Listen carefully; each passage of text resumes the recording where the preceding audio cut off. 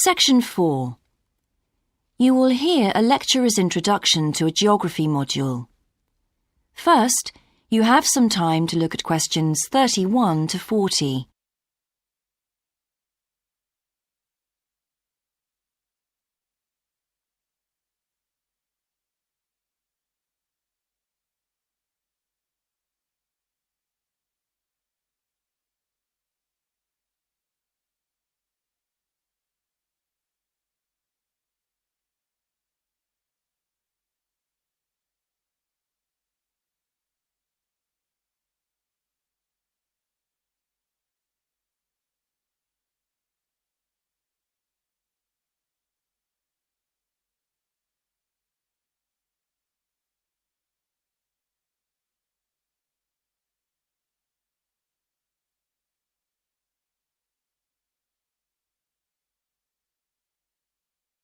Now listen carefully and answer questions 31 to 40.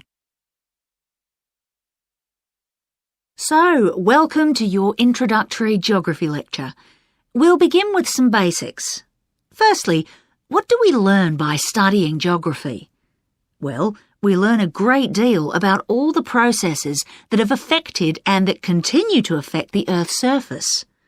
But we learn far more than that, because studying geography also informs us about the different kinds of relationships that develop between a particular environment and the people that live there. Okay, we like to think of geography as having two main branches. There's the study of the nature of our planet, its physical features, what it actually looks like, and then there's the study of the ways in which we choose to live and of the impact of those on our planet. Our current use of carbon fuels is a good example of that. But there are more specific study areas to consider too, and we'll be looking at each of these in turn throughout this semester. These include biophysical geography, by which I mean the study of the natural environment and all its living things. Then there's topography. That looks at the shapes of the land and oceans. There's the study of political geography and social geography too, of course, which is the study of communities of people. We have economic geography, in which we examine all kinds of resources and their use, agriculture, for example. Next comes historical geography, the understanding of how people and their environments and the ways they interact have changed over a period of time. And urban geography, an aspect I'm particularly interested in, which takes as its focus the location of cities, the services that those cities provide, and migration of people to and from such cities. And lastly, we have cartography. That's the art and science of map making. You'll be doing a lot of that. So, to summarise before we continue, we now have our key answer. Studying this subject is important because without geographical knowledge, we would know very little about our surroundings and we wouldn't be able to identify all the problems that relate to them. So, by definition, we wouldn't be in an informed position to work out how to solve any of them.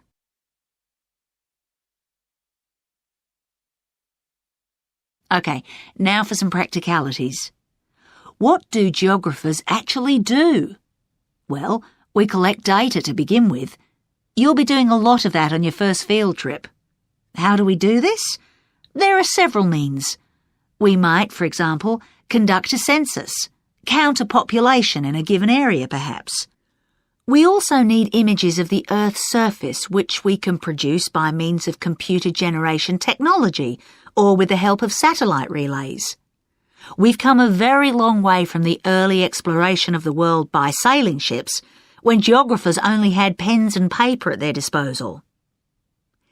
After we've gathered our information, we must analyse it. We need to look for patterns, most commonly those of causes and consequences. This kind of information helps us to predict and resolve problems that could affect the world we live in.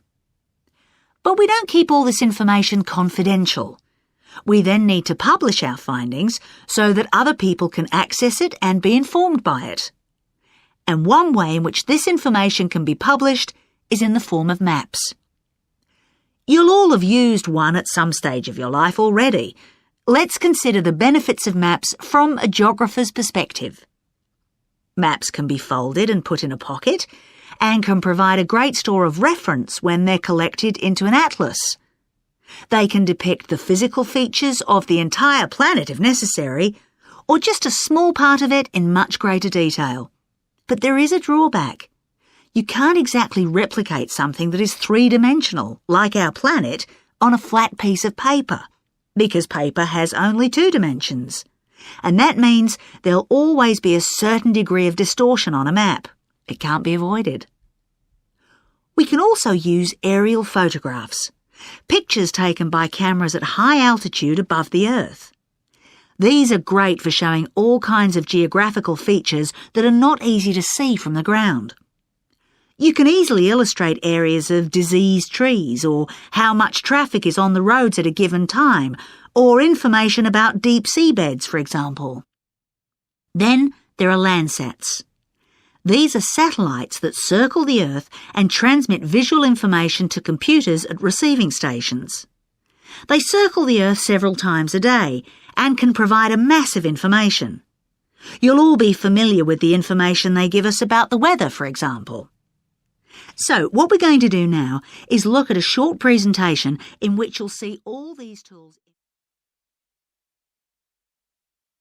That is the end of section 4. You now have half a minute to check your answers.